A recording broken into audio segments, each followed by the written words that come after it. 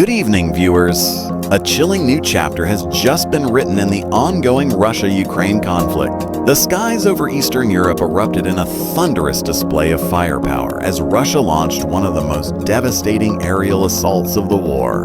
And at the center of this storm, an American-made F-16 fighter jet now lying in twisted wreckage on Ukrainian soil.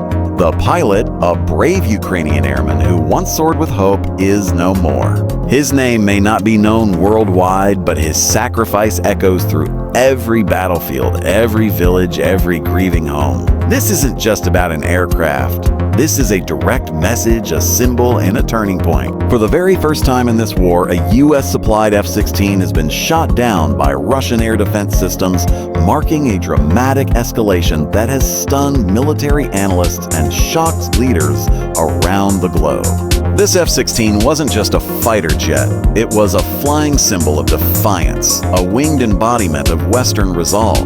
When the United States and its allies agreed to provide Ukraine with F-16s, it was more than a military transaction. It was a political statement, a bold declaration to Moscow that Kyiv was not alone in this war. These jets represented the cutting edge of American aerospace engineering and were seen as the aircraft that could tip the balance of air superiority in Ukraine's favor. For many in the West, the deployment of the F-16s was a long overdue step toward helping Ukraine stand against a vastly superior air force. For Ukrainians, they were a beacon of hope, steel wings that carried not just bombs and missiles, but also the weight of international support. But all of that changed in a matter of seconds. In a carefully coordinated and powerful aerial defense maneuver, Russia's S-400 Triumph missile system locked on and brought down one of these American-made jets in a blaze of fire. The sky lit up with a chilling burst of orange, and in that moment the aircraft, a marvel of modern technology, was reduced to debris scattered across Ukrainian soil. The pilot, a trained warrior with a heart full of patriotism, lost his life in the service of his nation. And with that loss came a silence, an eerie, thunderous silence that echoed not only across the battlefield, but deep into the halls of power from Kyiv to Washington. This was not merely a tactical victory. It was a carefully executed psychological blow, an unmistakable act of war theater. The message was brutally clear. Your technology cannot save you here. Your power has limits, and your influence in this war has boundaries.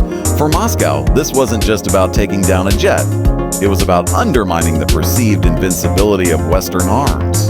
In their official statements, Russian military leaders celebrated the kill as a demonstration of their defense system's unrivaled capabilities. They didn't just aim to destroy a plane, they aimed to shatter a narrative that Western technology would dominate the Russian military machine. And by all accounts, they succeeded. The S-400 missile system, long touted as one of Russia's crown jewels in its military arsenal, had finally made a statement the world couldn't ignore. In Kyiv, the reaction was starkly different. There was grief, yes, but there was also rage and resolve. This wasn't the first pilot Ukraine had lost, but this loss felt different. The stakes were higher, the symbolism deeper. The pilot had flown a plane given with the promise of protection, of partnership, of parity, and now that promise had seemingly been pierced by Russian steel. Yet instead of sowing despair, the tragedy sparked even greater determination. Ukrainian officials vowed to continue flying, continue fighting, continue resisting. The F-16 may have fallen, but its purpose, its mission, still burned in the hearts of those left behind. Still, the real tremor wasn't felt in Kyiv or even in Moscow. It rippled through Washington. Because the downing of this aircraft challenges the very credibility of Western support. It forces uncomfortable questions. Is the aid being sent truly enough? Are these aircraft properly integrated into Ukraine's defense system, or are they being deployed prematurely? Is the West prepared to escalate further if Russia begins targeting more of its weaponry directly? And most importantly, how will the American public, already divided on foreign interventions, react to the destruction of a symbol so tightly tied to their tax dollars, their defense systems, and their global posture? For decades, the F-16 has been a badge of American air power. Its presence on foreign soil has often meant security, strength, and deterrence. Its downing is not just a military event, It's a propaganda tool that Russia will weaponize to frame the West as vulnerable and overstretched. And make no mistake, other nations are watching closely. China, Iran, North Korea, they're all studying this incident to gauge the strength and cohesion of Western resolve. Because when a symbol falls, it sends ripples far beyond the crash site. And now, Ukraine finds itself at a dangerous crossroads. With one F-16 lost, the challenge lies in not just replacing the hardware, but rebuilding the confidence that came with it. The skies over Ukraine have become a chessboard, and each move matters more than ever. Will the West double down and accelerate support? Or will caution take over, fearing further escalation? One thing is undeniable. The downing of this aircraft marks a new phase in the war.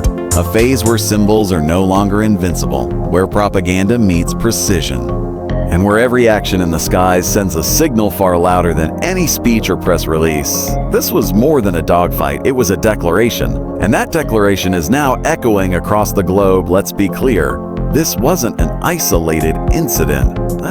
What unfolded was one of the most brutal and expansive aerial assaults since the very first days of Russia's invasion in 2022. It wasn't a skirmish. It wasn't a warning shot. It was a full-blown statement of dominance, a calculated, merciless show of air superiority that left Ukraine reeling and the world stunned. In the span of a few harrowing hours, the Ukrainian night sky was torn open by the roar of engines and the thunder of destruction. More than 70 high-precision missiles, including Kilo 101 caliber and Iskander M types, ripped through the darkness. Accompanying them were over 40 Iranian-made Shah drones, buzzing ominously like locusts, their payload set on death and disruption. These weren't random targets. This was a coordinated attack on Ukraine's critical infrastructure, military positions, power grids, and airfields. The city of Dnipro was among the hardest hit. Once a vibrant industrial hub and a symbol of Ukrainian resilience, it now bore the scars of this latest attack. Multiple explosions rocked energy substations and transportation lines, plunging entire districts into darkness. The night sky above the city glowed orange with fire as smoke billowed from buildings reduced to rubble. In Kharkiv, the second largest city of Ukraine, emergency crews scrambled as several residential blocks and a regional power plant were struck with terrifying precision. The assault was so intense that communication lines were temporarily severed, and entire neighborhoods were cut off from aid. Even Kyiv, the fortified heart of the Ukrainian defense, wasn't spared. Russian forces struck the outskirts of the capital, targeting logistical hubs and radar installations that had been vital in coordinating Ukraine's air defenses. Raid sirens blared in the capital for over 4 continuous hours, forcing families into cold, damp bomb shelters in the middle of the night. Mothers clutching their children, elderly people wrapped in blankets, and frontline volunteers huddled together, praying for the storm to pass. The psychological toll of these repeated, relentless attacks is growing with each wave, pushing an already exhausted population further into trauma. This was not just a military operation, it was psychological warfare at its most devastating. For weeks, analysts and defense experts warned that Russia was preparing for something significant. Satellite imagery and intercepted communications indicated that missiles and drones were being stockpiled near strategic launch sites. Now it is clear that this buildup was part of a broader campaign, not just to wear down Ukraine's defenses, but to make a global statement. Russia is far from finished. In fact, it is evolving. One of the most alarming aspects of this strike was Russia's use of combined arms, a deadly synergy of drone swarms and high-precision missile strikes. The drones were used as decoys and to identify active defense positions, drawing anti-aircraft fire and weakening Ukrainian batteries. Moments later, the real wave came. Hypersonic and cruise missiles designed to strike after defenses were stretched thin. This kind of multi-layered aerial tactic showcases a level of sophistication that few expected Russia to maintain in the third year of the war. The message from Moscow is unmistakable. We still command the skies. And they're proving it not with words, but with fire. Ukraine's air defense, bolstered in recent months by Western-supplied systems like the Patriot and Iris-T, has performed admirably under impossible conditions. Many missiles and drones were intercepted before they reached their targets, and that success undoubtedly saved hundreds of lives. But the sheer volume and frequency of these attacks are taking their toll. Or every missile they shoot down, another one finds its mark.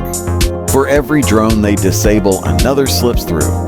The cost of constantly defending against wave after wave is stretching Ukraine's defensive capabilities to a dangerous edge. Meanwhile, on the ground, emergency crews work tirelessly, clearing rubble, extinguishing fires, and pulling survivors from the ruins. In one haunting moment, cameras captured rescuers carrying the body of a child from the wreckage of a collapsed apartment building. Moments like these are becoming tragically common, and they underscore the cruel reality of modern warfare.